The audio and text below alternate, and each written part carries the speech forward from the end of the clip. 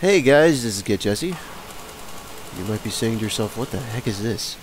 Audio commentary? I didn't know this guy did audio commentaries. Well, if you've been watching my channel for the past month, that's probably what you'd be saying. But if you've been watching my channel for the last year, couple of years, then you know that I used to do a lot of audio commentaries for first-person shooter games. So, that's what this is right here. This is Killzone 3 for the PlayStation 3. I've wanted to clean out some of the videos that have been sitting on my hard drive for a long time. And I've had some four Killzone 3 games that have been sitting on my hard drive for a long time, and I've wanted to clean them up. But rather than just deleting them and having a wasted effort recording footage, I decided to go ahead and do a big 4-game commentary for them. And these are actually the last, I'm pretty sure these are the last 4 games I ever played of Killzone 3. And the last one's pretty good. I end on as my final game of Killzone 3, I end on a very good score of 38 kills and 5 deaths, so a good way to go out in this game. If nobody's played this game before, it's a very fun first-person shooter game. If you don't like Call of Duty, then you'll probably like this game, because this game is very, it has a very different feel from Call of Duty. However, be warned, because, given that it's this late in the game's life, because, it was released earlier this year, I do believe, and given that it's this late in this game's life cycle, there are probably lots of high-level people playing the game at this point, with all of their equipment unlocks, all their gun unlocks. So if you do start the game this late in its life cycle, be prepared to face a lot of die-hard people that are high-level. They have all the equipment, and they know the maps like the back of their hand. But then again, another thing to keep in mind is that also another thing that tends to happen in a game's life cycle near the end of it is that not only do you have a bunch of die-hard players, but you also have a bunch of new players who buy used copies of the game cheap, buy new copies of the game cheap at discounted prices. But anyway, enough of that. Let's talk about the gameplay, since that's probably what you're here for, I assume. As you can see, I am the Tactician class, which is by far my favorite class in Killzone 3, and in my opinion is the best, most effective class in Killzone 3, for the simple reason that it has the ability to, if you're familiar with Call of Duty, it has the ability to call a UAV at will. It's a radar function that reveals people on your map and also reveals them on your screen. So that's an invaluable ability that comes in very handy.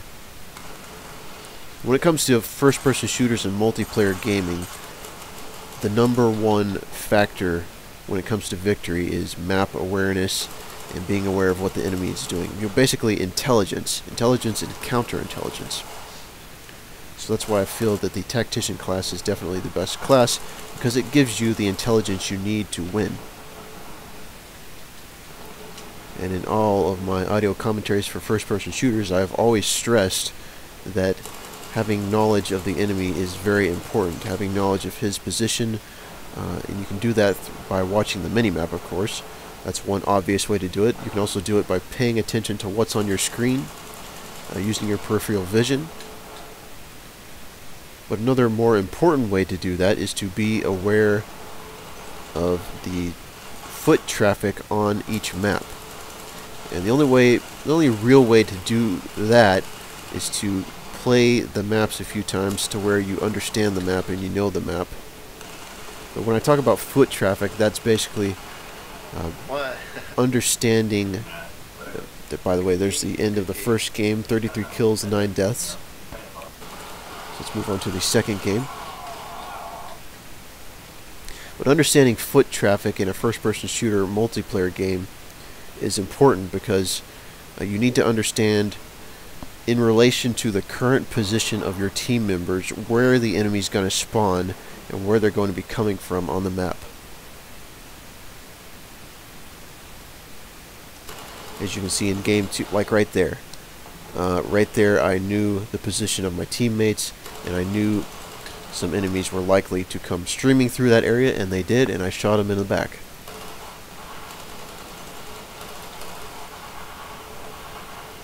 Now right here I'm taking up a defensive position in the middle of my teammates, and I'm attempting to kill the enemies as they enter this cave area here.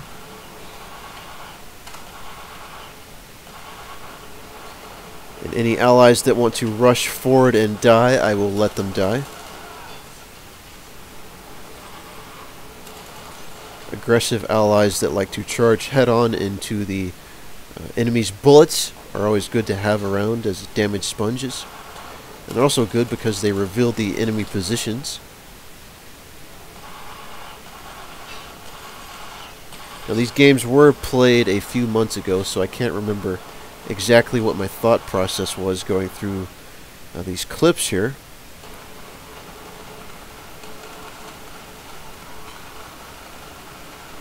But it looks like right now I'm obviously going to get ammo. One of the crucial items in Killzone 3 are your explosives, and you can see I'm using the mines right now.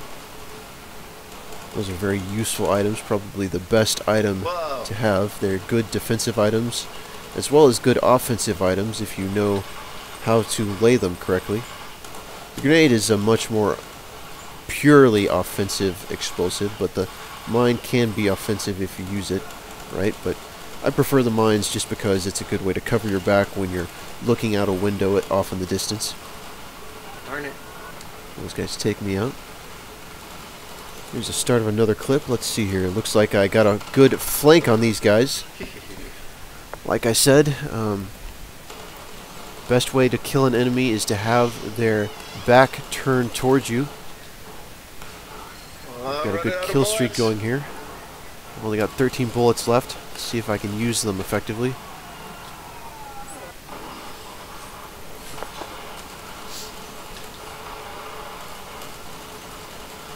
So here I've got another good flank going on these guys.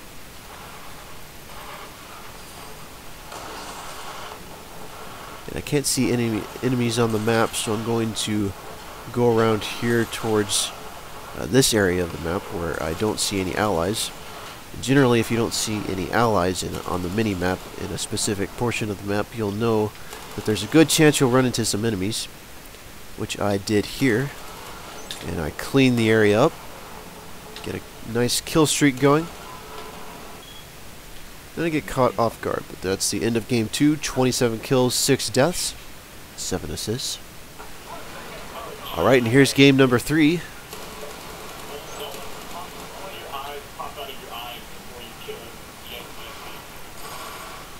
Looks like I'm hanging around my teammates at the moment. I just saw one of them die, so that gives away the enemy position. Saw another one die up there, so I know that I need to expect the enemy to come from that direction. But I've also got this guy coming in behind us.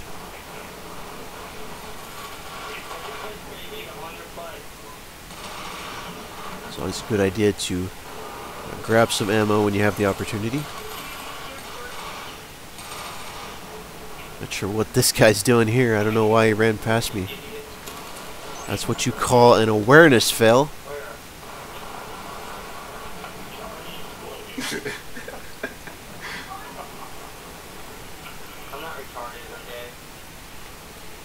Right now I see this guy coming around this lower area here, so I'm going to take him out. Spraying all over the place, but I get the job done. See another guy coming up. Actually, we're switching to another clip. Never mind.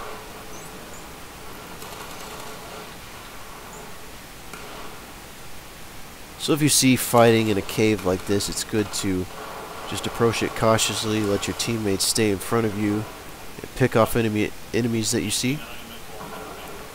Grab some ammo here. Yeah. I think I just saw two allies disappear on the minimap in this direction over here, so I'm going to flank around, see if I can get a good position on the enemy. But I see some fighting in here, so I'm going to check it out. Looks like that guy's already dead, so no problems there. Continue to hug the edge of the map here, and I run into this guy. Wow. And I get a triple kill, which is always nice. So I'm going to cautiously approach this area. This area is always a common spot for people to shoot you from long range. So they did in fact shoot at me, so I'm going to back off a little and let them come to me. If you know someone's aiming at you, then don't try to pick them off, because if someone already has their gun aimed down sight at you, then there's a good chance that you're going to die if you don't have your gun already aimed at them. So the best thing to do in that situation is to either go to a different location or back off and let them come to you. Most of the time, defensive play is smart play in first-person shooters.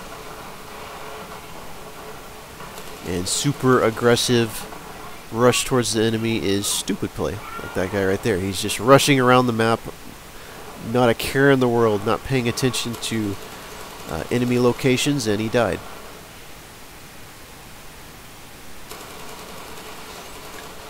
If you're going to be an aggressive player in a first-person shooter, play it smart. Try to flank the enemy. Don't rush towards them head-on. Flank them.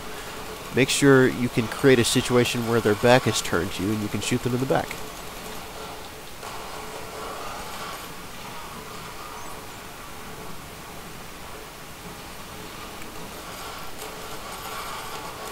So it looks like I am separated from my teammates, which is usually a good thing. So I see this guy die here, so I'm going to not fight that guy in a fight, because I know he's already aimed at that location, so I do not want to jump out and die. So it's been a few seconds since I poked my head out, so I'm going to poke my head out again and see what I can see. Take out two of them, and there I make a mistake. Right, there's the end of game 3, 32 kills, 10 deaths. But yeah, that mistake right there, I made a huge mistake. I took out two guys, and I knew the third guy was already aiming at me, but I poked my head out way too soon. I should have just backed off and went to another location, or backed off and waited for them to advance on my location. But anyway, here's game 4.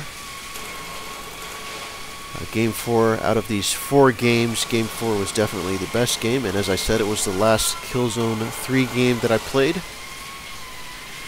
Got 38 kills and 5 deaths, so a good way to end my time with Killzone 3.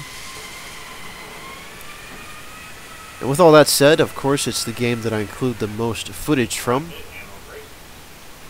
because there's a lot of footage to watch.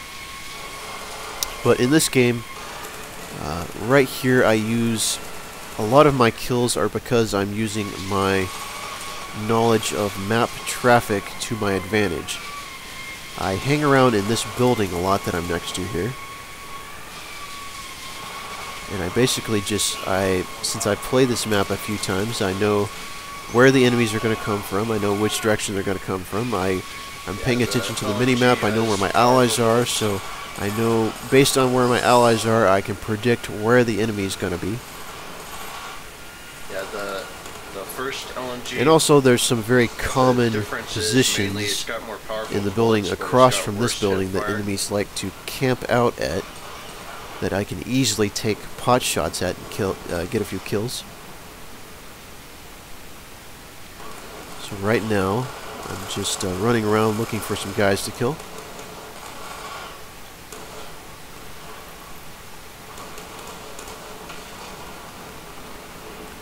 Enemy sentry that gets taken out.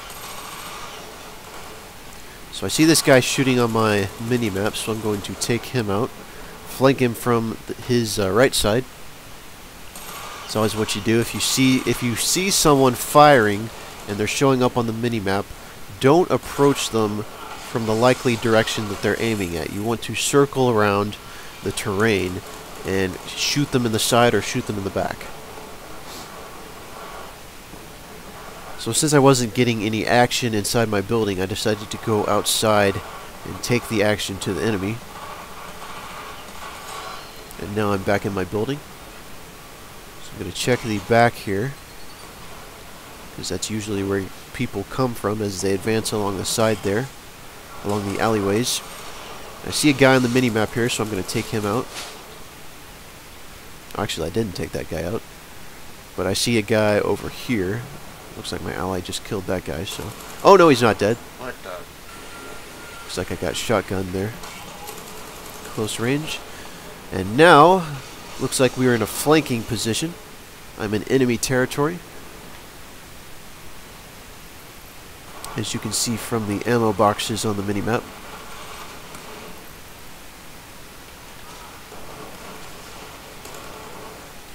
And I was in a bad position there, so I backed off a little.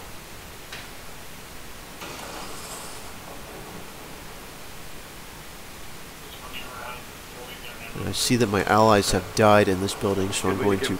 I'm kind of being cautious here, trying to see if I can get an angle on the enemy. That guy just comes rushing forward carelessly, so I take him out. And I know there's people in this building, so that's what I'm doing right now. I'm just kind of cautiously moving around, taking in the situation. I see a guy firing up here, so I'm going to move up the stairs and take him out. And to my surprise, there was a second guy next to him, so I take him out too. You morons doing sitting next to each other in a window. So now that I've taken control of this building, I'm going to assess the situation outside.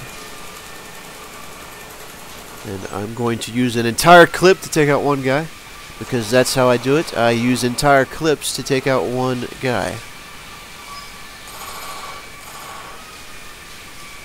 I see a guy on the mini-map coming this direction, so I'm going to take him out.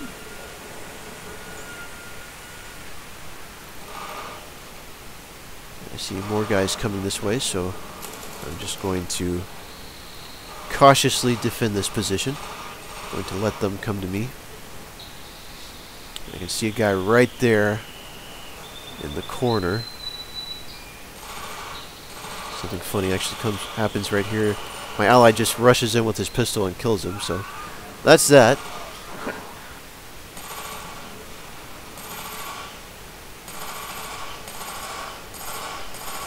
So now things are kind of quiet, and I'm just kind of looking for some kills outside, because I know nobody's going to kill me inside the building right now. I'm sorry. Ally just died outside here. Two allies just died. So I know the enemies are close by. So I'm going to take this guy out. And now that I have no allies around me, I'm going to be mindful of my situation as I look out the window here.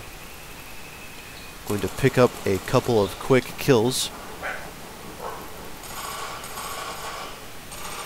And as I do this, I'm still keeping an eye on the minimap just to make sure I don't get attacked from behind. And I notice someone is coming this direction, so I'm going to see if I can combat these people. But two allies just spawned next to me, so I'm going to let them rush forward and die. Let them do the dirty work. That ally just died, so now I'm all alone. And there's the enemy that killed him. So I get a melee kill there, but his buddy kills me. But that's okay, there's always more opportunities to go on killing sprees. So we start off this clip with 2 kills. I can see that the enemy is in the direction that I'm looking at right now, so I'm going to see if I can find anybody to pick off. I'm going to stay behind cover and just kind of poke my head out when the opportunity presents itself. And now I'm going to flank along the edge here. I'm going to hug the edge of the map, enter this building, see if I can take it over. And I'm probably going to use it as a position to fire out at the enemy from. I see 2 allies over to my right, so I'm going to take a peek out the window, since I know that if an enemy does enter this building, they'll probably kill my allies first. So I get alerted that the enemy is moving this way, so I'm going to take up a defensive position. Fall down the stairs.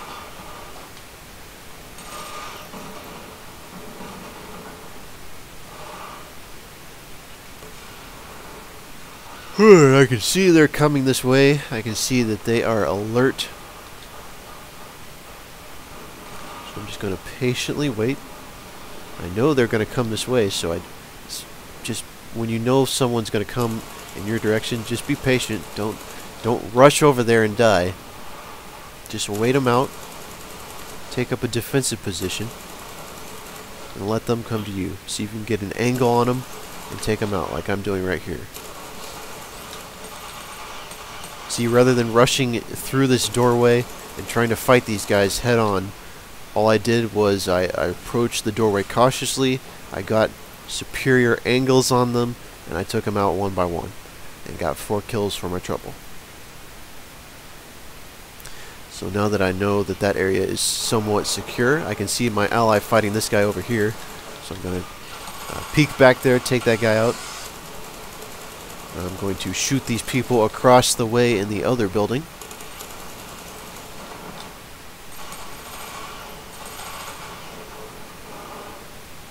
And I can see 2 allies on my mini-map to my right, so I know my back is secure.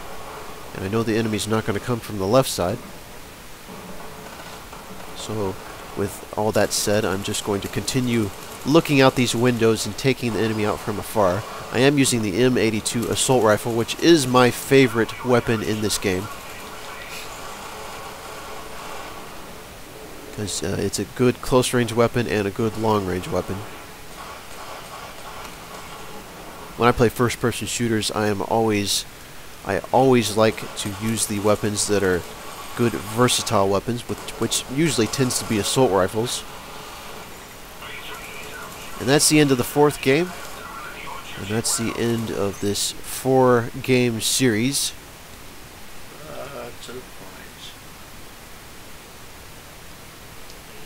And that does it for my final Killzone 3 commentary. So I hope you liked it. I hope you liked the gameplay. And I finished my last game of Killzone 3 with 38 kills and 5 deaths. This is GetJesse signing out.